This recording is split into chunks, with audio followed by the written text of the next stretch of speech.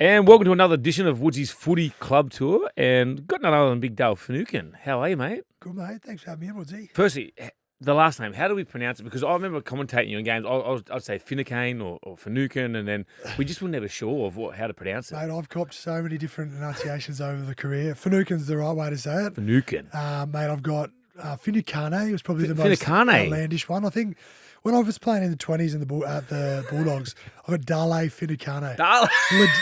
Legitimately. that? Oh, it was one of the commentators back in the day, but Dale Finucane. That is... Couldn't get Dale right.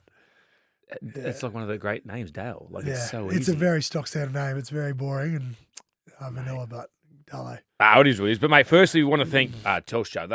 They've been partnership with, for 20 years with the NRL.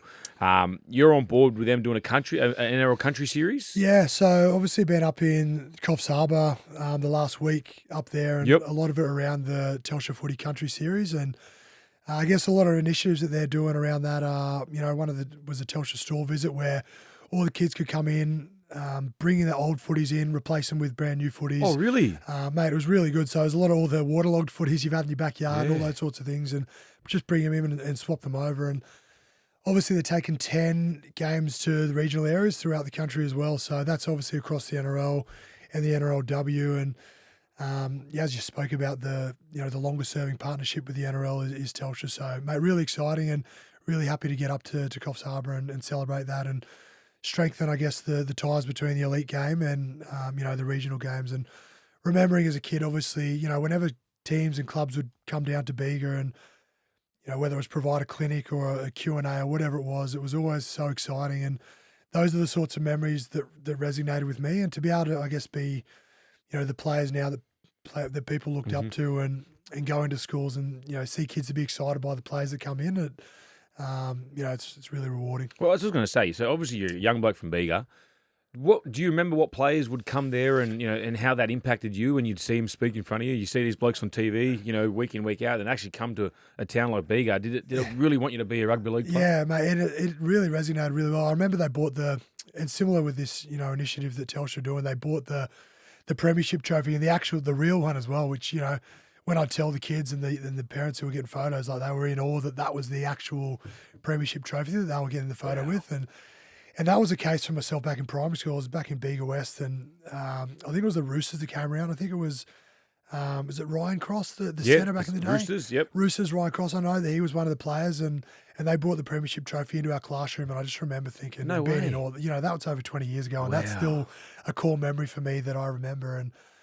And obviously the clinics. And to be honest, it didn't even matter who the player was. It was just the fact that they had the emblem, they had the NRL badge, they had the player badge on there, the team badge on there. And, that was enough for me. And the excitement that I had and the fact that that still resonates with me now, and to be able to, pass that on and to the kids now is, it's rewarding. Oh, it's so good. I remember when I was a kid at primary school, like a public school, we had the Tigers blokes come in, and you never forget those moments because you're like, geez, I normally see these blokes on TV, and now they're up close and personal. Like, they're actually real normal people. That's the thing. Like, as we are as well, like normal people and all sort of knockabout blokes, and it's refreshing to see that as well. You put these guys up on a pedestal because of what they've achieved throughout their careers, but at the end of the day, normal people, and they've have normal conversations. It's refreshing. No, and then, mate, talk to us about Bega. You're a young lad from down there. You play with Kezi Apps here, in the same team. Mate, we actually started together. So Kezi started before I did. I started playing footy in the under-9s. Okay, yep. So her dad, Jeff Apps, actually was my second coach. So I think in the under-10s or the 11s, Jeff was our coach, and it's not hard to believe. Kezi was actually our best player. She would, back in the day where it was 3 and 5 point tries, she was scoring all our 5 point tries. Like, she was always be on the back of everything, supporting. So I'm not surprised that she's had the career that she's had. She's captained, both of her country and New South Wales, and had such a great career, across the Dragons and at the Tigers now as well. But, I guess particularly because she's really pioneered for the women's game in terms of, she still lived in Bega and travelled to Wollongong to play in that competition. How far would that be, Dale? That's 5 hours. So to Helensburgh, from Bega to Helensburgh is about 5 hours. So she would do that at least once a week. You're kidding. Just so that she could play in the local competition game where women could play. And obviously you've seen what the CBA has done to the women's game now. It's grown massively. And she was one of the players who's really pioneered that for the women's game. Wow. And, to see, she's not going to see all the rewards of that, but she's obviously one of the players who's initiated it. So, I'm obviously proud of the career that she's had, but more so for what she's done and achieved for the women's game moving forward. So, yeah, she's She's a great ambassador for the women as well. But do you still keep in contact with Kezi much? Yeah, still talk to Kez. Actually, funnily enough, ran into her brother this morning at the gym no up way. at he lives up in Gymea, but yeah, still talk to Kez. Probably once a fortnight over Instagram and catching up on the phone. So yeah, glad to see that she's going so well for herself. And another thing, like obviously you've been a Bega, so you just spoke about Kezi drives 5 hours to play for Helensburgh. How was it like for you weekend? Like, say, do you play Saturday or Sundays? Saturdays back home. How far would you have to travel for each game? So our competition could range from, Eden's the furthest south, and that's probably about an hour north of the Victorian border. Yeah, that's like, yeah. And then Bateman's Bay is probably, Bega's probably the most central, so Bateman's Bay is probably just under 2 hour drive for us. So the range of travel time is sort of 3 hours from north to south. And you go out as far as Cooma, which is probably an hour and a half. Yep. So there's a fair range of, geographically of time, of area that you've got to travel. So, yeah, probably 2 hours would be your longest travel from Bega, but and that's just for a normal game on a Saturday. That's just for a Saturday game. So under 10s obviously probably kicks off the earliest, or 7s obviously, but you're getting there for an 8 o'clock kickoff, so you want to be there at least sort of half hour, 45. So what time would you have to leave in the morning? Well, your parents would be pretty much shoveling some brekkie into you, a bit of toast, and then you just have a little kip in the car. And have you got a brother or sister? I've got a younger brother, older sister. So did he play it?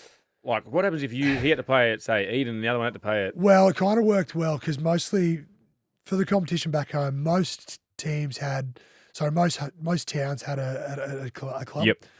So you generally play. So my brother's 2 years younger than me. If I was playing 9s, he'd be playing 7s. So he would sort of move generally to say there'd be occasions where there'd be an outlier and one parent would have to split, but that was quite rare. But he would be getting up quite early and I'd have to jump in the car and wait for him. Unbelievable. See, these are little stories that people don't know about. Like when we say we want to give back to the game, this is the reason why. Yeah, I guess, probably living in Sydney, you don't have that as much because take the Shire, for example. Yep. You're probably from Menai to Cronulla, out to Sylvania, what I mean? It's probably not too far. You probably got your max travel is probably half an hour. Yep.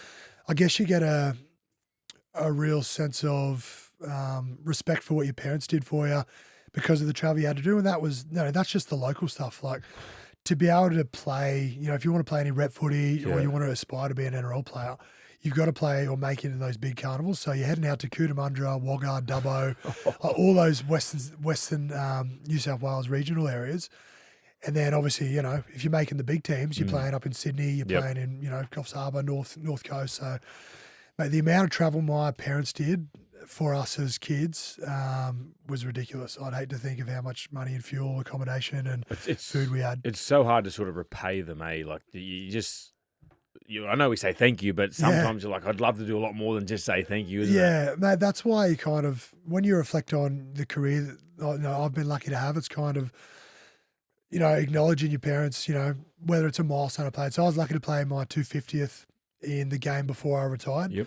And it was really special that I got to acknowledge my family, throughout that time and thank them for the sacrifices that they've made for me to be in the position that I am now. And, I think that's a way for them, acknowledging them through that, just to show for them that it wasn't all for nothing. Something came of what, of all the hard work and sacrifices that they made. It was kind of worth it. I mean, they would have done it if I didn't kick on playing around. That's what parents do. Do the same thing for your kids. Exactly, mate. Yeah. And your parents, exactly the same. So speak to us. How does Dale Finucane, how does he end up at the Canterbury Bankstown Bulldogs? Mate, so I was actually playing at a carnival. So at the time, I'm not sure how that's structured now, but it was like a country rugby league carnival, and it was made up of all the New South Wales country areas. So our area was called the Stingrays, and that was made up from from Wollongong down to the border. And we went and played in that country carnival, and from there, a player manager noticed me playing. And from there, it all happened quite quickly. So he'd signed me, and pretty much immediately it sent me like a 4-year deal to sign with Canterbury Bulldogs. And what age was this? I was turning 17 that year. So that was 2008. So we were turning 17 that year. So were you finished school or no? So I was in year 11 at the time, and I was a year young for that side. So I was lucky to be involved in that side. And from there, the contract was 4 years, and the first 2 years were supposed to be stay-at-home years. Okay. So I stayed at home for the remainder of that '08 year, but my manager thought it was important to get up and sort of transition, into the style of playing and getting used to the city mainly. And so I moved up a year early and really glad that I did because, mate, actually I met you that year, obviously, with the With New Origin. South Wales 18 side. So that, mate, to be honest, like that was the first major rep side that I'd made was that New South Wales rep side. And got to play, we won the competition that year in the Canterbury played against Melbourne in the grand final. Yep. And the late, great Skull, Pete Holland, he actually picked me to play in the Toyota Cup the following week from the grand final win. So, mate, it all happened so quickly for me in terms of, moving from SG Ball straight into the Toyota Cup, New South Wales side.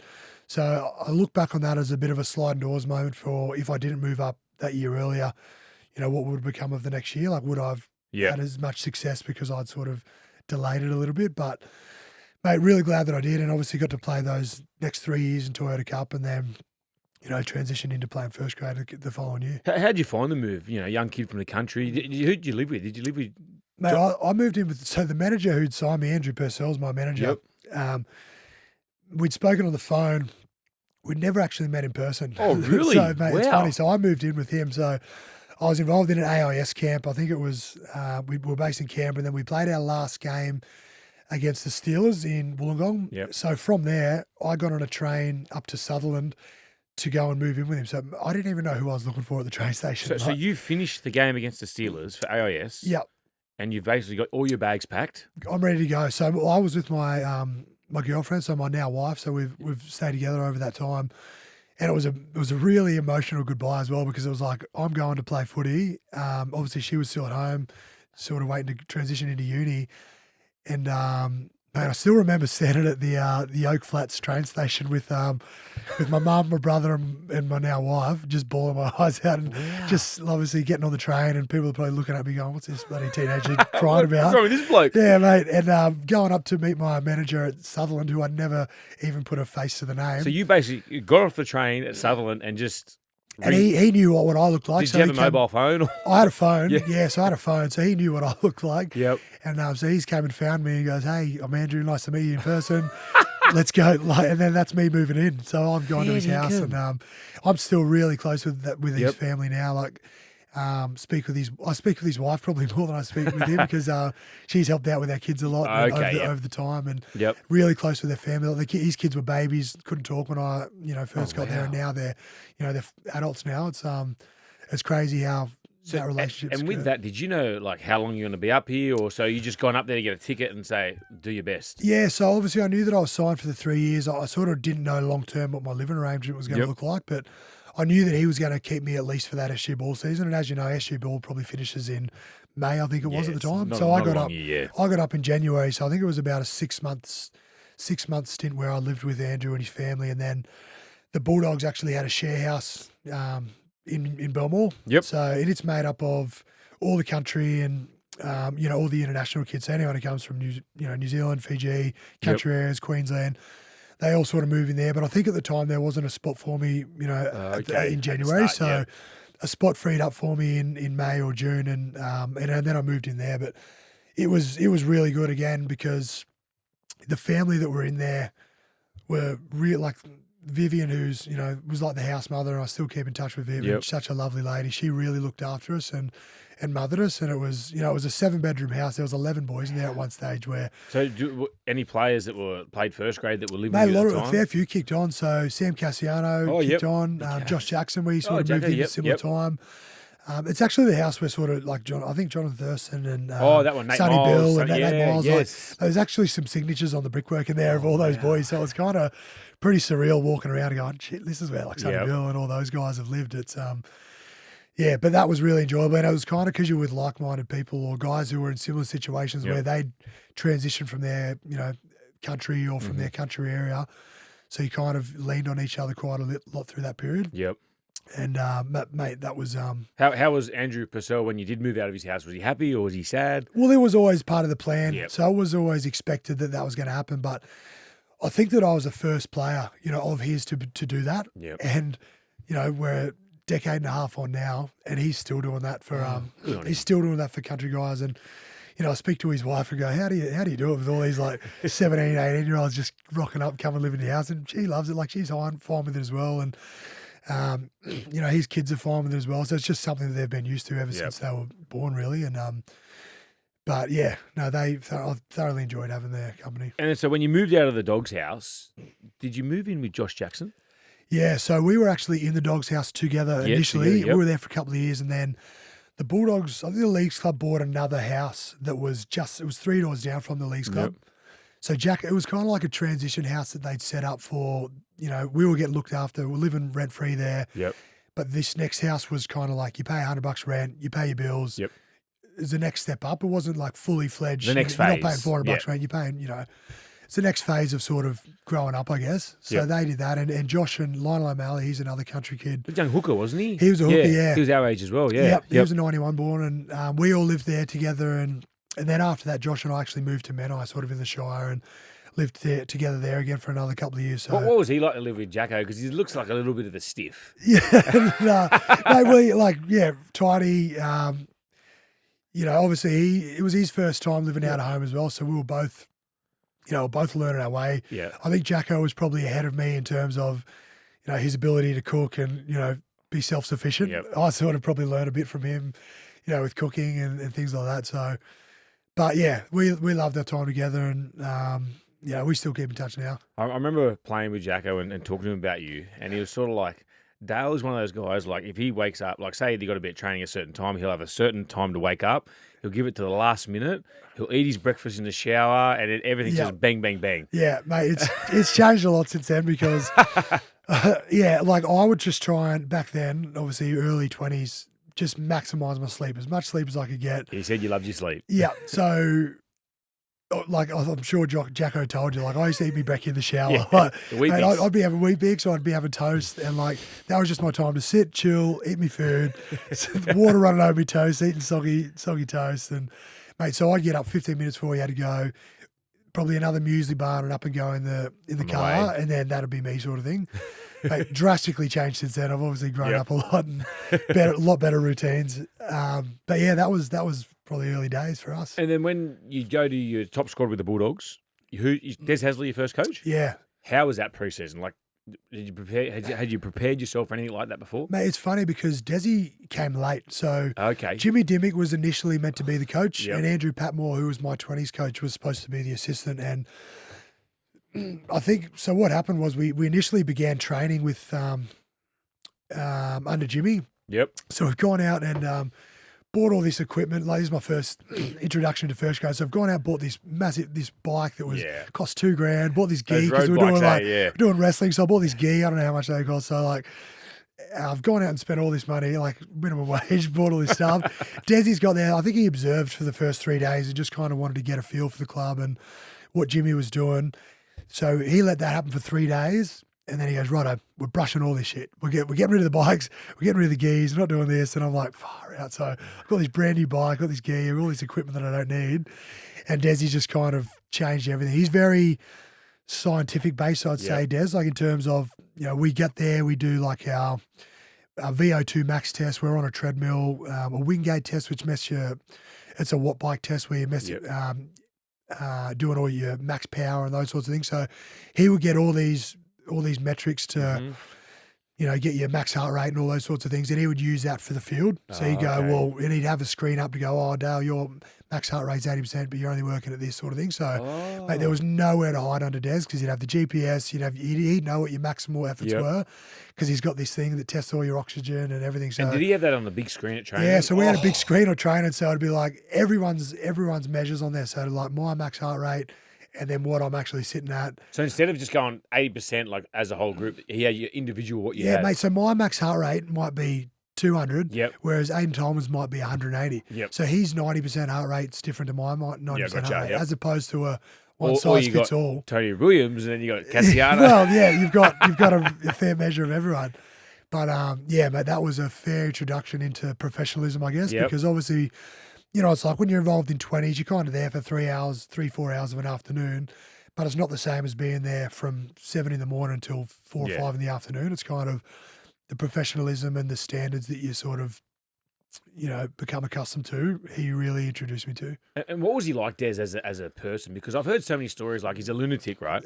But he's also a great fella. Like a lot of people still keep in contact, whether you've been coached by him or know him or worked with him. Yeah, it's funny because he's real larrikin as well, and I'm not sure that everyone sees that in the media. Probably comes across a little bit in that he speaks in riddles a bit sometimes. Yeah, mate. Is he like that back in the sheds, like the way he is in press conferences? Yeah, a little bit.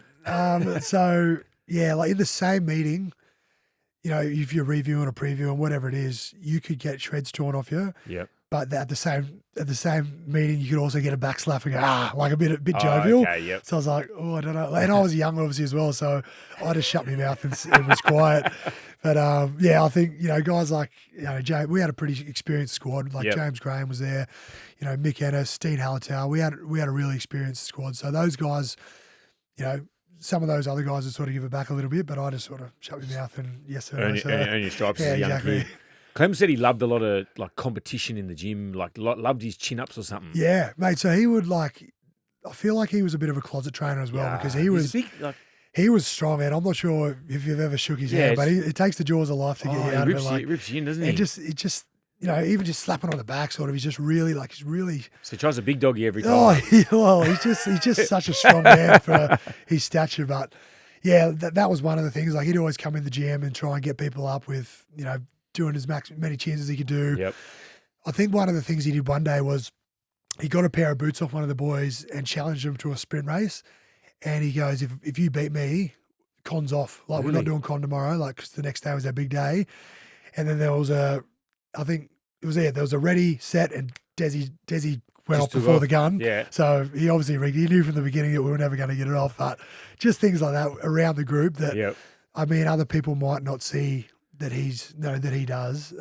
He's got that softer side, larrikin. Yeah, he's got that larrikin personality as well. So he's obviously got the football side of him, but he's got that jovial side too. Speaking of James Graham, obviously works at Triple M. I rang him up and said, mate, you got any stories on Big Dale for us? And he's like, mate, you got two. He goes, first, ask Is one a jute pad? Right. He goes, ask him how he got his nickname, Chaos. What's Chaos? Oh, so the Chaos is just the pre-workout supplement. So the one you had before the Body game? Science, yep. Mate, there's nothing special to the story. It was purely just I'm not sure if you've taken that pre-workout supplement before, but Pumps you up. one that pumps you up, but it makes you like quite itchy and tingly as well. And I would always have that pre-game, and that was just kind of something that I did, throughout training and throughout the games. But mate, actually, the one that James introduced me to was those sniffing salts. So I'm not sure if you've had those as well, but the ones that sort of, I think the boxers use them to wake up someone who's been knocked out. Yep. Mate, that was next level. Next level, and that was something that James introduced me to. So what as well. that just gives you a kick, mate. Just gives you a massive kick. So I guess if you're feeling a little bit flat, sometimes you got that bit of nervous energy before the game. You kind of need a little bit of a pick me up. Well, chaos with the sniffing salts just made me just feel like I was in another world. Helped pick me up. So. And then the other one was, he said, ask me about a little battle he had at training with Corey Payne. Oh, mate. So I was on. Payne's over, he's listening to this, he'll laugh. But we obviously, you know what it's like when you're a young kid, you're trying to make your mark in first grade, you're trying to be aggressive, you're trying to make your mark. And I think we're just doing like a simple 3-on-2 defensive drill. So 3 people tackling. Defenders, you've got a support runner running into the defence. So I think I've run into him, pretty solidly and sort of put me bumper bars up and probably might have clipped him in the chin or in the face. And mate, he was not happy with me. No, so he's seen red. No, he's seen red, and he so he was carrying the ball. Sorry, and I've hit him. Yep. I've hit him, and then he's thrown the ball down. He's gone. And he's had words with me, and then you're like, what? I'm like, mate. I said, Paynes, are you being serious, mate? He's like, I'm serious. And I'm like, okay, mate, no worries, sorry. And then obviously we rotate around, and it's my turn to carry the ball, and his turn to tackle, and he's given me a bit of chin music sort of thing, and he's hit me high, and he's gone, that's what you did to me. And I'm going, okay, mate. Yeah, right, no worries, but he just wanted to make his point that, I got him and he got me, so fair's fair, but mate, he was not happy at all. Oh, mate, Corey Payne's not happy the best of times, but that would have been so funny because I had him when I was at Tigers. I know exactly what he's like, mate. He doesn't let the young pup get a bit ahead of him. Yeah, mate, and I said, I think Clemmer was much the same. Like we were both trying to, be, aggressive and make our mark and that sort of thing. As the kids do now, you know what I mean? Like that's when you come in and. Mate, I still remember quite vividly a memory where Mick Ennis were training at Wilson Park, my first introduction into first grade, and Mick's grabbed my head, and there was like pretty sandy out there as well, just driven me head into the sand. He goes, "Settle down," and I was like, "Okay, mate, no worries." It's like a bit of a gentleman's agreement kind of thing. It's like when you're doing scrimmage, but there's always that one guy, that sort of like if he comes like all right. I can't go in 50%. I got to go in with a bit more because if I don't, I'm going to sit up on my ass. Yeah, exactly. And mate, you know what you're like. Clem was one of those guys. Oh yeah. And all the young kids now coming through. The problem with Clem was he'd be doing illegal stuff. Yeah. So he'd do swinging arms and what he does in the game. Oh, the high knees. Yeah. Oh, it was yucky poos. But talk to us. You get your debut for the Bulldogs in 2012. Yeah. How did you find out? Did Des just contact you? Because, like this day and age, they do a lot of videos. Yeah. A bit different when we come through, wasn't it? No, it's interesting so I'd been 80th man a number of weeks, and mate, I was really excited just to be 80th man. Like I actually was really excited by that. And the assistant coach actually got me when we were having lunch one day, and he was sort of talking to me as if I was playing. He's like, "Oh, this is what we want you to do with Sammy Cassiano, and when he runs this play, this is how you want me to support off him." And I was like, "Oh, what do you mean, mate? Like, I'm playing Reggie's this week, blah, blah." He's like, "Oh, okay, no worries. Go and have a talk with Des." And I was like, "All right, this is a bit odd." And then I've gone down to Des's office, and then he's like, "Oh, why do you think I brought you to my office?" And I'm like, "Oh, mate, am I 80th man again?" He's like, "No, I'm better." And he's like, and I'm like, "Oh, I'm playing." He's like, "Yep." And then that's how he sort of introduced me. He shook my hand off again as he does. And then, that was kind of the introduction into finding out that I was playing. And as you do, call the family and, train with the boys, and everyone's obviously excited for you. But that was round 13, 2012 was my debut, and right halfway through the year. Yeah, so as I said, been involved at 80th man for a number of weeks, and got to play that week, and really, great memories obviously of that game because we just won, beat South Sydney, but was that wouldn't have been Good Friday clash. I don't think it was. No, because round 13 is a bit later. Yeah. So, mate, quite good memories of that game, obviously, because we won, quite close. But it could have nearly been a really bad memory for me because I've actually sort of gone up and tried and make a bit of an impact. And I've tackled, I think it was Sam Burgess off of Mick Ennis. So Mick was already in the tackle, and I've sort of come in to make a bit of an impact. Tackled him off it. He's offloaded the ball to Dylan Farrell, who's ran down the sideline. Oh, no. And nearly scored in the corner, honestly, inches from the corner. Benny Barber's come over to the cover tackle and saved the day. And I was just like, Jesus, this could have been, oh, mate, a terrible debut memory. But they ended up being really good. And obviously James played with him. Yep.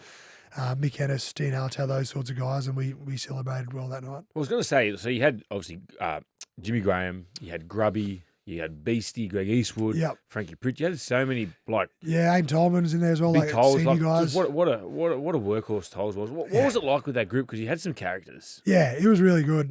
Talking about characters as well, I'm not sure if you had much to do with Tim Brown. So I heard he's a funny one. He's so funny. And the type of guy who brings it on himself as well. Yes. People love to take the piss out of him, but he loves to bring it on himself as well. But another one?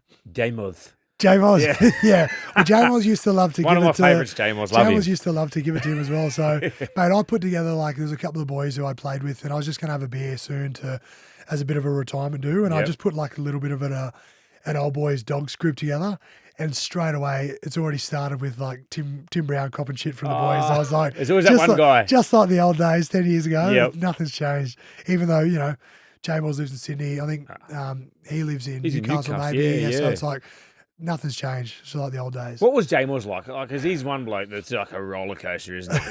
One day he's up here, the next day he's lower than anything. It was funny because I think anyone who would have sort of battles, sort of some people took it too far, and I think I'm not sure if it was him or whether it was Grubb, but someone put sprinkled all this protein, a whole protein tub, all through someone's locker, and it was just something that was a little bit too far. And I don't know which one of them it was, but it may have been J-Moz who sort of was the one who take it too far. But I could be wrong. It could have been Grubb. But yeah, I think I wouldn't get in a battle with the tit for tat. Oh no, there's a lot of stories they took his number plate off the car. Yeah, actually, that's right. Yeah, that's right. I think he took it to the footy manager at the time as well, and he let him know that he wasn't happy about he it. snitched. What a big sook. No, I don't know. I don't know completely whether he tried to get footage or CCTV. I don't know the full ins and outs, but yeah, he wasn't happy. He's a funny man, James. But then back in 2012, you end up playing a grand final at the end of the year. Yeah, mate, it was so surreal because I came into that side when they were flying the Dogs. Yep. Like we'd won 12 in a row, I think. Wow. So my introduction to first grade, my first loss, so around 13 I debuted. First loss, I think, was in round 26 against the Raiders. So you're thinking, how good's this? Like rugby league, how easy? How good's first grade? You just win. You just win all the time. And then obviously, I think, that was the first loss in round 26. And then, I think we played Manly in the first final, if I remember right, and then South, I think, and then to play obviously in the grand final. Like, it was such a surreal moment to be involved in that. And the crowd, obviously, because Bulldogs are such a well-supported club as well, and obviously playing against Melbourne, they're kind of like a minority supported team in Sydney, particularly not down in Melbourne, but up in Sydney. So the grand final was 90% Doggy supporters, and there was a handful of the Storm support. So just even the atmosphere itself, I probably didn't understand the gravity of what it was that I was involved in at the time, and I was obviously lucky enough to be involved in more after, but certainly something I didn't take for granted at the time. Because then obviously you just get beat in that grand finals, one that you probably should have won if you look back on it. I hear a lot of the times Grubby said they you planned for that play, but not the way they executed it. Yeah, it was the Ryan Hoffman back on the Billy Slater. Yep, exactly, and obviously being on the other, having played at the Storm as well. Yes, I've heard that was a tactical play because they knew the Grub sort of come out of the line. So it's like it's interesting to hear this perspective of both sides of how it came about. But you're right, it was such a close game, and obviously being on the other side of that and hearing Melbourne's perspective of it, because after the salary cap within the 2010 season, for them to obviously have a premiership in such close succession, that was such an important part of their club's history. Albeit obviously I wanted to be involved in a grand final win at the Dogs. It was it's just interesting hearing both sides of being involved in both clubs. And then what about 14? So you have a similar thing, grand final. You've been in 2 grand finals in 3 years. Are you thinking, how easy is rugby league? Oh no, I'm still mindful that I'm really lucky because as we spoke about before, like the quality of the side that we had, like our forward pack was nearly all internationals. You know what I mean? And Aidan Tolman at the time was lucky not to be involved. Should have been in New South Wales. You know what I mean? So the caliber of side that we had, I knew that we were, as you sort of move on into your career, people's value increases, players move on. So I knew that was inevitably going to happen as well. So I knew that we were in a good window to be able to achieve something. But I still didn't take for granted. And obviously that year as well, South Sydney obviously being their first grand final for such a long period of time, and it was such a big achievement for them to make it into a grand final, and it was surreal again to be involved. Like that week, because you lose Mick Ennis. When did you find out, if you remember, that he wasn't going to be able to play, didn't pass fit? I think it was quite early on. I think it was quite early on because he was in the boot. I think he was on crutches as well. So it was always going to be, how often do you see someone go from crutches and a boot to play that week? Like, I think we knew what was going to happen, but Moses Mbai obviously got his opportunity to play there as well, and he went really well for us throughout that game. But it was always going to be hard, particularly with Mick's leadership. Yeah, the way that he's like a coach, mate. He was such a man motivator, and obviously my first captain that I'd been involved with, and he just had such a knack for. I think the biggest thing that Mick was good at was leading by his example. So he was a doer as well as leading with his talk as well. Yeah. So there's always going to be a big void missing with him. But it kind of blew out towards the end of that game. Yeah. I don't think probably never really in it. But I don't think the score, mate, you were right up there to about 50, 60 minutes. Yeah. Sorry, when I say that, I mean, towards that last 20 minutes, we probably. The game got away from us, and it was kind of like a point there where, in particular games where the game's gone, and you're probably 10 minutes ago that was the case. And talk to us, how does Dale get down to Melbourne? Because wasn't there talk they wanted you earlier? Mate, so my last year of 20s in 2011, I'd actually gone down and met with Frank Panisi, the footy manager, and Craig Bellamy to sign for the 2012 season. So I'd actually gone down and met, and I was really close to signing down there for that year.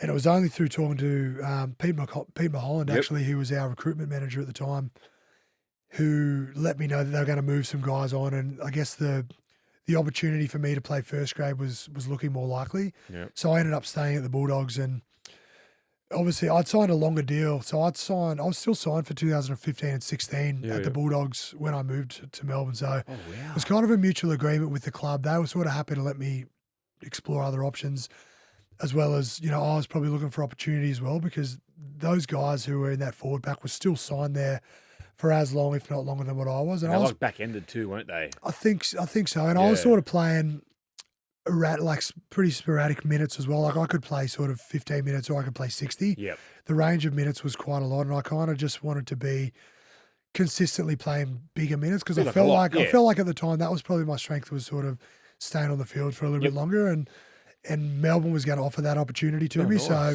Dogs were happy to let me go. I was looking for opportunity, so conversation with Frank and Craig came up again to go down there. So it was a really weird one, because I actually did all of the pre-Christmas preseason of 2014 at the Dogs. Wow. And it wasn't until December that I'd actually signed at Melbourne. And I'd finished off my last couple of days at the Dogs and trained. And then after Christmas, I did all the post-Christmas training down at Melbourne, and obviously stayed down there. So it was really weird, because, it's like if you're changing clubs, you sort of meet everyone November 1st, whatever it is. That's kind of your introduction. Whereas I came in late in January, and sort of that was my introduction. How was the difference in training for obviously doing the Christmas up till Christmas with the Dogs, and then coming back for Melbourne? Like, were you nervous? Yeah, I was nervous, but I was really excited, because I think mostly because of the caliber of players and the coaches that were there. Like, Cam, Cooper, and Billy were there. Ryan Hinchcliffe, who's someone who's like really an unsung hero of that club. Like, he's really flown under the radar. Like, I was really keen to sort of play alongside those guys, because that's it, because he's so competitive. Like, no frills. Like, he doesn't get all the recognition that he deserved, but he was just like, he was a player that you wanted to play with. So I really wanted to play under Craig as a coach, and play along those guys, and just sort of learn a lot more. And I obviously got to spend 7 years down there, and I got to learn heaps, and had a lot of success down there with the club. So it ended up being a good move for me. So obviously, being down there late, you don't have to do the work for 2 weeks. No, so I got there. So all of that stuff's done pre-Christmas. So for anyone who doesn't know, obviously Melbourne Storm's pretty renowned for doing like a tough pre-Christmas block, where you got to do 2 weeks of working on a job site, and then you got to train as well. So you got to do your weights in the morning at sort of 5 a.m. start. Then you do your full day's work, and it's not easy. It's like labouring and those sorts of things. And then as well, there's also an army camp, which is like a 3-day camp, and I've heard that's the hardest. It's a really tough camp as well. Mate, a lot of boys. I actually slid under the radar. So I did the army camp, but I never actually did the 2-week one, and it only ever worked out because I started back late enough, because we'd always done well throughout my time there. That it was always the guys who'd come back early that did it. So I slid under the radar for those 7 years and never actually did the work program. How good's that? I did the That is I the did best. all the other things. But everyone's, as part of your sort of initiation to the Storm, those are the things you got to tick off. Unless obviously you start back too late that you can't do it. Well, I remember Jason Riles went down there to play, and he was like 35 or 36, and he had to work for 2 weeks. Mate, he was he played for Australia. He represented his state. It was like, you knew what you were going to get from Riles here. Like, you didn't need to. And I guess the reason behind doing it is, like, for Craig, is learning more about an individual in that 3 days than he's going to learn, over the course of the year. Yep. But I feel like you could have let Riles off the hook, and you know what he's accomplished, you know what he's done. He's going to give you your best, but it didn't matter. Like, it didn't matter who you are, what you've done. Mate, I still remember a funny story, actually, where Ryan Hoffman had actually returned back to the club from the Warriors. So he was saying, like, he was in his mid-30s, returned to the club, obviously achieved everything in the game, had been at the club before. And we were doing a really hard, notoriously hard beach wrestle session down in Geelong. Down in Torquay, just near Geelong. And it's really hard. I'm talking like some boys missed like 3 weeks of training because they ripped skin off their torso so badly that they couldn't train. So because I think myself and Tim Glasby had trained that whole preseason, we hadn't missed the training session. Bells had come up to us just before we started. I'm strapped up, ready to go onto the beach. He's come up to us. It was me, him, and Hoffy. And he's going, "Oh, Dale and Tim, you boys have done well this preseason. Haven't missed a session. Been training hard. Like, go and grab yourselves a coffee across the road. Like, you boys don't need to do this session." And Hoffy's there as well. Like, and I'm like, Like, Hoffy sort of walked away because he didn't address him, and I'm like, oh, what about Hoffy? Like, is he coming over the road with us to have a coffee? And he goes, no, mate, like, Hoffy's doing this session. And I'm like, holy hell, like, Hoffy's mate. 35 years old doing this session. I'm in my mid-20s. Like, How'd you feel? Mate, I felt like a bit of a prick, to be honest, because I'm like, and I sort of said, mate, are you sure? Like we don't mind doing it, blah, blah. And like Tim's there going, mate, shut up. Like, we don't want to do this session because it's one of the hardest in the preseason. So yeah, but the boys weren't too keen on us. After the session, they're like, oh, we've obviously enjoyed a coffee and a bit of a breakfast. I was going to say, how was Hoffy? Yeah, mate, not happy. Boys dogged us, disowned us for a little while. Were you part of that one? I remember talking to Will Chambers. He said that the leaders were going to go to a different camp. Like they were going to go have a few beers and have a little bit of, I don't know, meetings about the season ahead. And then all the young guys were sitting in the room waiting to do the army camp. Yeah, the IDQ. I think it's called. But so, yeah, it was funny because Hoffy was another one who he'd narrowly missed out on the Australian team again. Yes, so I think there was a year where they were going overseas and he narrowly missed out on that. And so what was happening was, like you said, all the older guys, they were going on a leadership camp to, do whatever. And all the younger guys and the rest of the squad were going on one of those IDQ camps. So either way, they've all met in this one room and the IDQ guys are coming in. They're all ex-police or whatever they are. Yep. And they've all said, oh, put your hand up if you're going on the IDQ camp. And all the young guys at the front, they've put their hand up and go, yep, I'm going. And then they've said it again a bit more aggressively and they go, put your hand up if you're going on the camp. And all the old boys started to look around and like, well, we're going on leadership camp. I'm like, we're not going. And I said it again, like, put your hand up. And so like everyone started to put their hand up and like, yep, you're all going on the camp. And it was like, I think their first day, they walked like 50 Ks out to this like, they call it 1,000 stairs. Yeah, they walked 50 Ks out to this 1,000 stairs, I think. And Hoffa was obviously a part of it. So you can imagine the mindset of him. Like he thinks he's going on this leadership camp. He's narrowly missed out on the Australian team. So he's, from all reports, obviously I wasn't involved, but from all reports, he was kicking stones about it for the first 3 hours. So he thinks he's going to have a few beers. He's going to just talk about the plans for the season Kick ahead. Back, yeah, not the case. Chambers reckons he took his golf clubs. Well, I'd say like I think there was fishing rods, golf clubs. So they probably did all that, thinking they're going on this fun camp. But mate, yeah. Not happy. Well, that's someone's going to say. Like, talk to us about the culture there. Like, it basically says if you get told you're doing something, you got to buy into it. Yeah, that's right. Like, and I think Craig's, and Frank Panisi, the leaders of that. And I think you listen to Craig because he leads with his actions as well. So he's the first one in at training, and you can see him in the gym when you walk through the Amy Park gym. He's either flogging himself on the rower. Oh yeah. He's with a boxing partner. Like he's got the mitts up. He's absolutely flogging himself. On away trips, he's there. If it's in North Queensland, that massive hill, the Castle Hill, like he'll run that, he'll flog himself, and then he'll come back. Like, so you're kind of watching him do all of this stuff, and then you're seeing the work that he's putting in with video and field stuff, and the high expectation that he has on the roles of people within the team. So it's almost like you don't want to let him down because you see him doing all of these things. And I think just before my time from when I got there, he was still running the Tan track with the guys, which is a 4K track down there. And he was in the top fitness group as well, like running, competing with the top guys. Wow. So it's like, if he's doing those sorts of things, he's already played his career. He's already played his 150 games, achieved whatever in the game, premiership, and now he's coaching. So it's like, he just leads with his actions and the expectations that he sets, you just buy into because he's doing it himself. He's walking the walk. And the leaders that we had there at the time as well, Cam Cooper, Billy, Hoffy, Hinchcliffe, all those guys are living and breathing those standards as well. So it's like, as a young guy, when you come in and you see everybody living and breathing those standards, it filters through the club, and as we come in, Jesse, Kenny, as we sort of get older as well, upholding those standards that those guys had set, and that sort of filters down to the younger group. So, I'm not surprised, obviously, that the Melbourne Storm is so successful still. They've obviously spoken about, once those guys have gone, the dynasty's over sort of thing. But, Craig's obviously never missed the finals outside of the salary cap year in 2010. What about his round one record? And his round one record over a decade. He's never lost.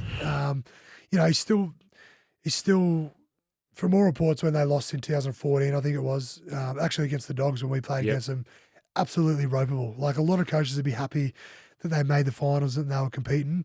He was apparently like really ropeable that they only made it like to round one of the finals. So it's like, that's just an insight into like the expectation that Craig has. And I'm not surprised, obviously, because of their success, because of obviously Craig being at the front of that. And you spoke about, just expectation with Craig.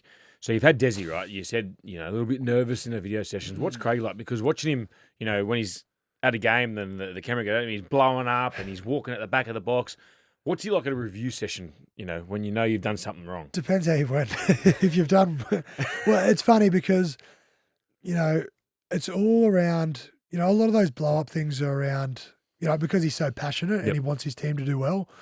And, the coaching staff puts so much work in as well that, he wants everyone to do well. So I think, he's just got such a high expectation of everyone and he just wants us to be successful. And I think, that obviously flows through the club. But away from football, back to my point, it's all around effort as well. So like if it's something that's, a technical, tactical thing or if it's a fundamental error, you can live with those. But if it's something that's kind of effort related and someone, if something happened as a result of a lack of effort, that's when it's kind of like a real blow up. Yeah.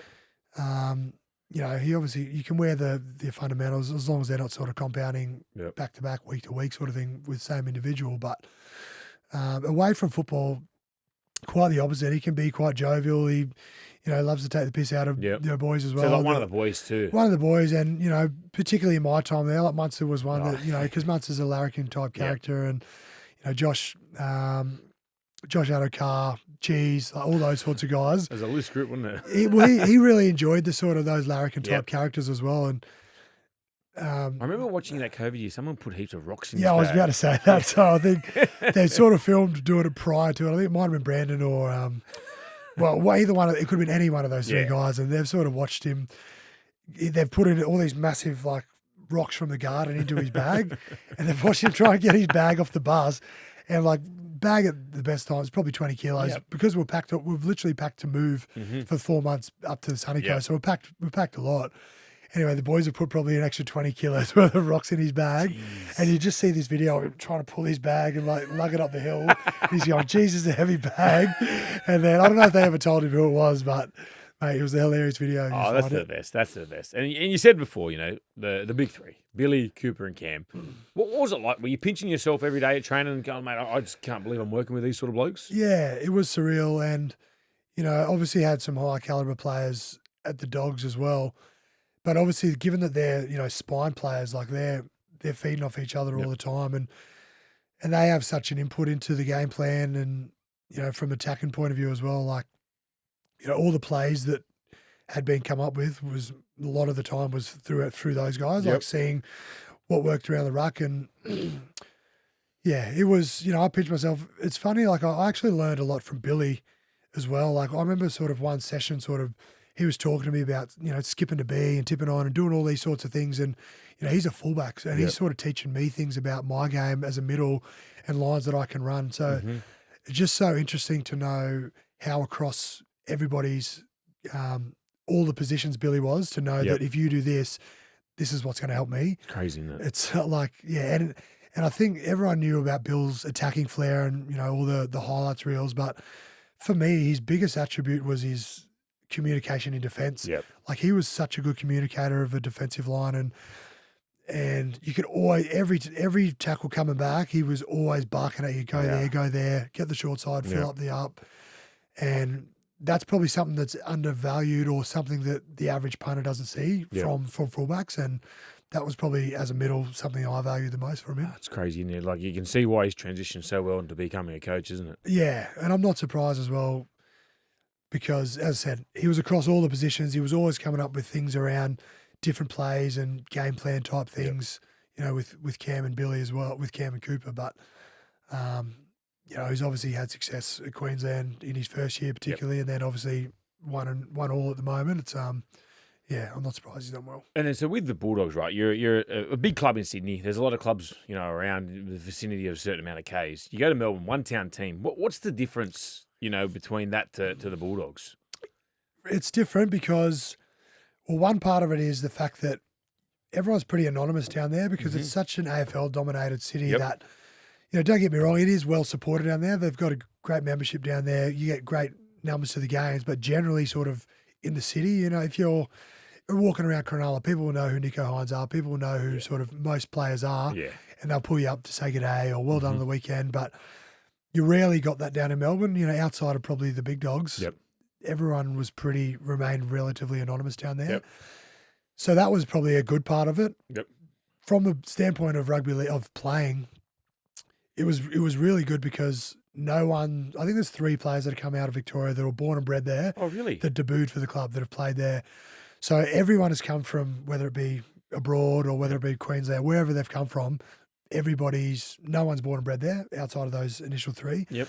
So it's kind of like you get a real deep sense of connection there because you know what it's like to feel new at the club. Mm-hmm. It's not like coming to Sydney where you're born and bred in Sydney. You probably had friends groups, Yeah. you know, in Leichhardt and outside of it. Yeah. And you always have that level of comfortability to know that you had those guys, whereas you kind of leaned on each other in Melbourne because you didn't know or have anyone else.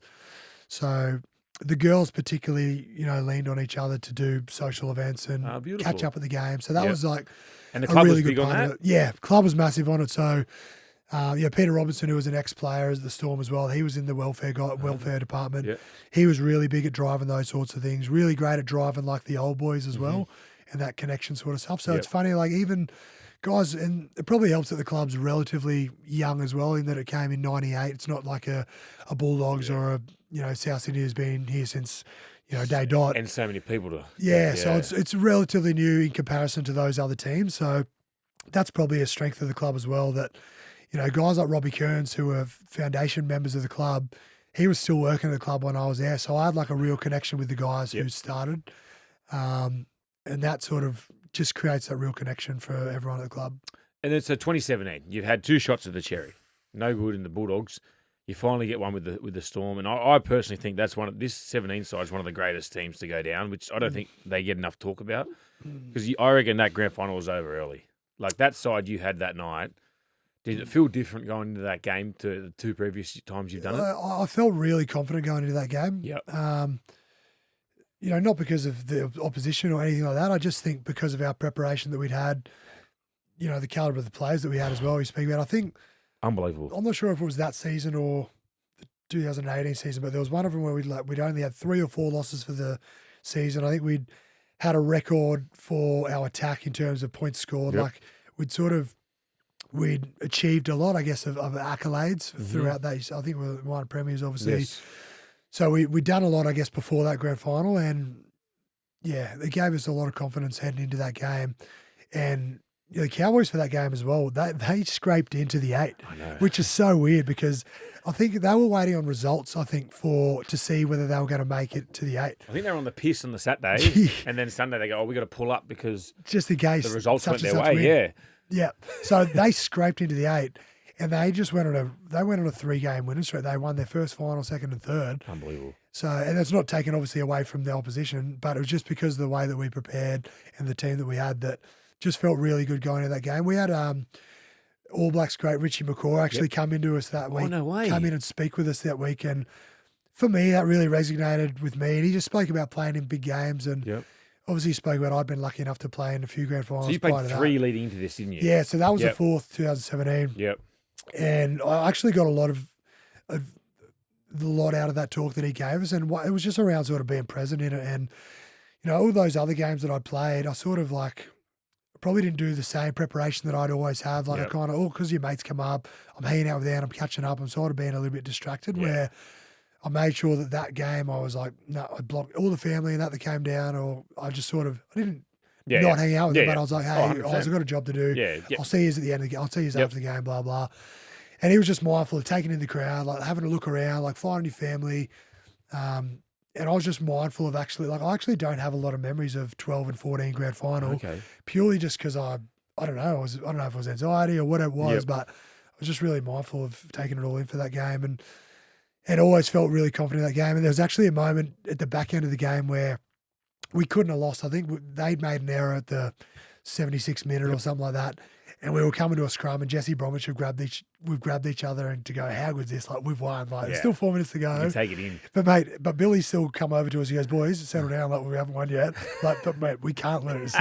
We're with 4 tries up, and they can't do that in 3 minutes. And what's that feeling like? Because you've been there 3 times, you haven't got the result you wanted, and this 4th time lucky, you can enjoy the moment for the next 4 minutes. Yeah, mate, 100%. It was, obviously when the full-time buzzer blows, massive crowd, 80,000 there, all your family and friends there. Like Yep. it was such a great feeling. And you know, I never thought to myself about I've lost three. I need to win one. Yep. Like I was grateful to be involved in those three prior to it, but I knew that you know, very few players in their whole career get to win a premiership. Yep. So I was, you know, ecstatic the fact that I got to be a part of that club's history and, you know, such a rich history as well. Obviously, I think Craig's won 5 premierships in his time there as well. So to be part of that was special. What about compare the 17 grand final to the 21? Was it 20? Yeah, 2020. The COVID one. Yeah, well, that was the first year, obviously, of. That was the torture year. That was the torture year. Was the hardest year. That's where the comp stopped. So we played two games. Then we had 8 weeks. But I vividly remember still the footy manager pulling us in and going, "Hey guys, like the competition stopped. Go back home. We don't know if the comp's going to start up again or if it's going to be." Well, there was talk the NRL could be shut down. Yeah, completely. So mate, that was so surreal. Like, we had no idea what was going on. So we've gone home, packed our bags, gone home. It ended up being 8 weeks, I think. Yeah. We did a mini preseason in Albury Wodonga for 3 weeks, I think. Because you know everyone they started doing. Was that the one where you guys were on the bus and they're like, all right, just pack what you need. We don't know how long we're going to be away for. No, so what we done, so from our hometown, so Melbourne back to hometown for the 8 weeks. Yep. And then they said, all right, we're going to resume training back in Albury Wodonga. Yep. So everyone's they've driven from their hometowns for 3 weeks. But it was actually after that Albury Wodonga, we'd stayed in Melbourne for a little period of time and then found out that we were going to relocate to the Sunshine Coast. Okay, yep. So that was kind of where everyone needed to pack up their stuff and head up to Queensland. That was an unknown period as well. We ended up being 4 months. So all the moving around that we did, like it was ridiculous. And some people didn't bring their families to Queensland either. Wow. So some people had their kids staying back at school, that would have been wives staying back and working. So they were struggling big time. But mate, it was a really good time, to be fair. Like, considering the state of society at that time, and like Melbourne particularly was awful, we were really lucky to be up on the sunny coast. Like, we had a little bit of freedom. Like, at times we could go out and about, but every time we play a Sydney team, we'd have to sort of isolate again. Yep. But mate, we're on the Sunshine Coast. We had a pretty good resort that we're staying in. I think of all the sort of hardship, I guess, that families had to go to on the relocation, it was kind of to win that game in 2020 was really special because it was kind of like we had a bit of a theme at the time, was like adapt and overcome. And like we thought that the team that was going to adapt and overcome to all the adversity at that time was going to be the team who won the comp. Yep. And we felt like that we did that. And it was, I think it was made all the more special because, you know, there was no crowds at majority of those games throughout the career. Like, you remember what it was like? You could hear. I remember we played you round 2 when they first had no crowds, remember? Yeah. At Cogra, and it was just weird. You could hear all the communication from everyone. You could hear trainers yelling. Yeah, you could hear people on the side. You're like, this is like. Remember the cardboard cutouts? Yeah, they pretend they makeshift people in the crowds. Mate, that was insane. And it was quieter than like playing footy back in your hometown. You know what I mean? 100%. At least there's 100 people in the crowd there. At least you had 100 people. Yeah, 100%. Yeah, mate, it was strange. So to win that game, and Panthers that year, I don't think they'd lost. They were undefeated for 18 games, I think. Well, I was going to say to you, what about the start you guys got off to in that game? You were up like 24-0, weren't you? We won. We were up 20-0 at 20-0. halftime, and we scored first after halftime That's as well. right. So we were up 26-0 after probably 50 minutes. After halftime makes that huge break. Yeah. He scored. I think it was down left edge, and but then after that, it was like they made a heavy comeback. So we kicked off to them with 11 men, 26-20. You did too. So we were in scramble mode because I forget, was it? Kafusi and cheese, wasn't it? Yeah, so Brandon got sent off like literally before like the kick-off. So I think full time pretty much gone, kicked off. They were just playing scramble ball and we had 11 men, so we were just moving frantically. And to win that, obviously the way that it was won as well with 11 men was like, the panic and like anxiety around that it was high. It would have been crazy. How was the feeling after that? Because that's by far one of the hardest comps to ever win. Yeah, it was tough. And because, as I said, looking at the streak that the Panthers are going on as well, like they were like unbeatable at the time. Like they hadn't lost, I think, since they'd returned back to post the breakup of the NRL. So to do that, huge. And then talk to us about how does Dale Finucane, I'm sorry, mate. Dale Finucane end up at Cronulla Sharks. Like that was. Yeah, it was funny because I was off contract in 2021. Yep. And it was tough because, it's like generally when you're negotiating contracts, you can go and meet with the Yes. coaches, Yep. see the facilities, Yep. and do all that sort of thing. Do your due diligence around the club. I didn't really have that opportunity because Yep. at that stage, the whole competition had relocated to Queensland. So we were in Yes. Noosa actually. Teams were in Brisbane, Gold Coast, and obviously Yep. the rest of the Sunshine Coast as well. So I didn't get the opportunity to go and visit teams. So it was probably really good that I'd obviously had a relationship with Craig Fitzgibbon through Origin. City Country Yep. and through Origin. Yep. That I knew what he was about. I knew that he was a good player, obviously. Yep. And then defensive coach at the Roosters. They'd had a lot of success. He was the defensive coach, so I knew that wherever he was going to go, that he was probably going to have success. So that was probably the biggest draw card to go there. And obviously I was involved in Origin that year and got to actually talk to him in camp. So I obviously had some other opportunities to go to different clubs as well. But for him, I guess the pitch that he'd given me to go to that club, it was the closest thing to where I felt that I was in Melbourne in terms of, it's going to have high standards, defensively minded club, all those sorts of things, right? Recruiting good people, not just good players, like all that sort of thing was important to me. Yep. So at the end of the day, it was kind of a no-brainer that was the club that I was going to go to. So, yeah, I think I'd signed in July or August of that year to go to the Sharks, and then, I finished my time up at the club and at the Storm and move into the Sharkies. I know that Nico gets a lot of the raps, obviously getting Dally M Player of the Year, at the Sharks. But for me, it's the two signings of yourself and Cameron McInnes. Like, he's just brought that work ethic, that toughness, and that's what Cronulla's built about. Yeah, mate, Cam obviously has probably been underrated for Massively. a lot of his career. He's starting to get a lot more recognition this year, Making I feel, Origin, because I've obviously made Origin and people are obviously understanding that he's not just straight up and down. He's got a tip on in his game. He can offload. He's Quickest player for of his all time. size as well. Like mate, he's only 94 kilos. Like he's not the biggest front like lock growing around. But you speak about obviously Nico and Cam, like so obviously really big signings for the club. And obviously Nico had big shoes to fill as well because Sean. he was Sean as well, but he'd played fullback the year before at the Storm, and he went on a run of playing 10 outstanding games, and that's probably why I feel that's what drove his value probably in terms of why everyone wanted him, I guess, at that stage. And he'd obviously played 5'8" and halfback throughout his career, but he sort of the Sharks didn't sign him as a fullback; they signed him to play in the half, so sort of untested in the NRL, playing in the front line, defending at 3 in. That's another game as well. He's got back rollers running at him sort of every game. It's like, I guess he was relatively untested there.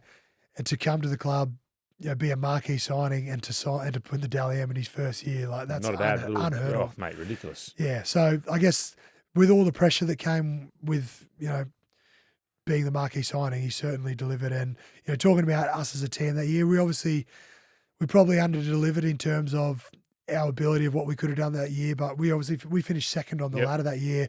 I think we were the second best defensive side in that competition that year as well. So, we probably didn't do as well as we should have. We played the Cowboys in that first final, which ended up being I'm not sure it was Golden Point or they kicked the field goal. I think it was Golden Point. It was Golden Point actually. Yeah. They kicked it in extra time. So, had that gone another way, we get to a prelim, you know what I mean? It could be a different story. Obviously, we're disappointed then the following week against South, but the following year again in 2023, we win, we lose by a field goal, against the Roosters, who ended up making to the prelim as well. That's it, So it's like, I guess people talk about Cronulla at times of, I guess, not doing well throughout the finals, but if you look at the games in isolation that we've played, barring the South game, which they were dominant in, if you look at all the other games, we didn't play too badly, you know what I mean? Not so just we kind that of little whisker. Yeah, we lost by a field goal in both those games. So it's like they both went on to play in prelims, both of them. So it's kind of it's a bit unjust if I'm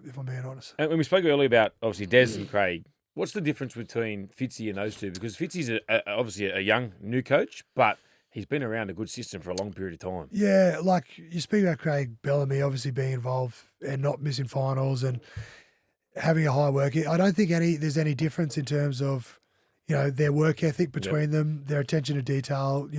For a lot of coaches, that's very similar, but I guess their demeanour is probably a little bit different. It's well documented. Craig Bellamy's pretty animated at times. Fitzy's probably more like you don't want to disappoint your dad, Yeah. where it's like I've heard that. like he don't get me wrong, like he's very stern when Yep. he needs to be, but he picks and chooses his times where he needs to be. He likes to obviously be as positive as he can as well. Yep. Like we want to learn our lessons and and wear it, but at the same time, you don't want to dwell on it as well. Yep. The longer you dwell on things, dwelling and being negative about it doesn't necessarily mean you're going to have success later. So it's like he kind of wants to get our lessons in, learn it, let's move on. Let's wash it, move on. So I guess, the demeanour is probably the biggest difference, but they both work hard. They both have high expectations of their players. I was going to say, you said that Craig Bellamy loves doing the runs, like the Castle Hill run up at Townsville. I heard Fitzy likes to wrestle on day of the game. Is that right? Fitzy's a brown belt. Oh, jiu-jitsu. really? So that's, for anyone who doesn't know, that's a One off under a black belt. So black belt's the best you can get. So that's like a decade of getting to that level. Unbelievable. And belts aren't given out either. Belts are given out every couple of years. And so he's worked his way, I think post-career, I could be wrong, he may have done it while he was playing, but he's worked up to a brown belt. So he likes to sort of, I think, almost feel like the players, so it's like on game day, you got that nervous energy. Big time. He likes to feel that and likes to empty the tank on game day as well. So he sort of goes and does like a wrestle session. They'll do an hour and a half of wrestle where he's wrestling these other guys, 5-minute rounds, and they're just like depleting their energy and flogging each other. So yeah, like I think he kind of likes to feel like shit a bit as well, like the players do on game day. Yeah. Before we go into the head knock, one thing I miss about you not running out for the Sharks is you running out. Talk to us about the run out. Mate, I actually got asked quite a lot about that post-career and saying, what was all of that about? It was purely around, it's like when you've done your warm-up, you head back into the sheds, there's always a little bit of lay time, like guys will go to the bathroom, they'll have a spew, they'll take their pre-workout subs, whatever they're going to do. I just felt like for me, there was a lot of sitting around like lay time where you're not like, you're not doing anything. So for me, it was more or less just getting my head back into the game. And, your first instance in a game is either going to be a kickoff, so you're going to be running fast for 50 metres, or you're going to be having a carry somewhere between play 1 and 3. Like you're going to be sort of getting going again. And for me, it was more about just getting going again. I didn't want my first action to be the first one on the field. And I've actually spoken to a GPS lady since then, and those are my fastest running meters throughout the game. So the first bit my out of the high speed sheds. Meters that I get in the game, it's like you get your low speed, your high speed meters. Those are my fastest meters throughout a game. Oh, that's the best. But so I've already clocked up some high speed meters before I've even kicked off. So when they look at the GPS, couple accelerations. Dale's done a fair bit of work, but I've just run out of the sheds. Oh, that's the best. Yeah. And obviously, talk to us about the head knocks, mate. When did you realise that you're going to have a hard chat and sit down with a couple of people about what's going on? So it's probably my wife. Obviously, the club were concerned as well, and my wife particularly was concerned that I guess I'd had a fair few over the course of my career. I think we'd worked out it was kind of 12 or 14 sort of non-return to play, like doctor diagnosed concussions, and probably a number of others where you feel a bit how you're going, but you play on. Yep. So I think over the course of that next week, my wife was pretty adamant, and the club obviously supporting about going and getting some extra, cognitive testing done, which I'd also done over my career where, it's like, I'm not sure if you've done it ever before, but it's like a 2-hour testing period where they give you a heap of different like puzzles. Like they'll show you like a picture, then they'll take it away and they go draw as much of it as you can. It might be like a square there, circle there, line there, recollection of words, numbers, all these different cognitive tests to test memory. And I actually scored fine, like within the normal range of all the cognitive stuff, but it was probably more around the scans, I guess, where I've had some baselines over the course of my career because I'd had concussions where they probably, the neurologist sort of spoke about it not being typical of a 30-odd-year-old brain. And there was just some instances there that they probably weren't too flash on. Yep. So that was the main, reason for finishing up was, all the other stuff was fine. It was just the stuff that showed up on scan that probably, was the main reason for it. And the hard thing about retiring was it was not like if someone has multiple ACL tears and then knees Can't go. gone. Yeah. You know, it's clean cut. It's like, well, you can't because your knee will not Yep. hold up. You don't have any cartilage in your knee. You can't play. Or like I think the neurologist spoke about, you know, if you've got, you know, heart issues, I might tell you to, or you've got high cholesterol, I'll tell Yep. you to exercise, I'll tell you to lose weight. Like there's a definite, you can prescribe something that will fix it. Yep. Whereas there's nothing definitive around concussion that they can say, oh, if you do this, this and that, this is going to fix it. You'll be able to play, or a magic number of time that you have off. Yep. All they can do is mitigate as much risk as they can. Yeah, So okay. they can say, oh, we'll give you a long extended period off. But I'd already had a long extended period. I'd ruptured my bicep in Yep. July the year before. I'd had all that time off. I'd come back to preseason, Mm-hmm. done all my normal training. So it was like, for me, a prolonged period of time off wasn't going to be the answer. Yeah. So at the end of the day, it was really hard, but the neurologist had sort of made the decision for us really about the decision to finish playing. And although it was hard, I'm content now that I'm enjoying life after footy. My body feels really good. I was on just the going weekend. to say, how is the transition going from footy to what you're doing now? Yeah, it's been good. Like I'm still around the club Yep. every week. I sort of go in. I'm involved with the leadership group. I just sort of go in at the start and the end of the week. You know, throw my 2 cents in Mm-hmm. with how we're going and you know what I'm thinking, and go away with some of the away travel where you know do a little bit of the community stuff for the team. Yep. You know, I went to Coffs Harbour recently. Oh, did yeah, the nice, Telstra yep. stuff that we just spoke about, the school visits, things Yep. like that.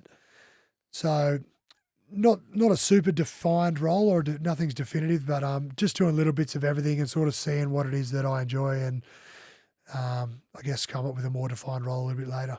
Well, I can say, mate, there's no better ambassador for NRL than yourself, mate. You're absolute competitor, warrior over the years.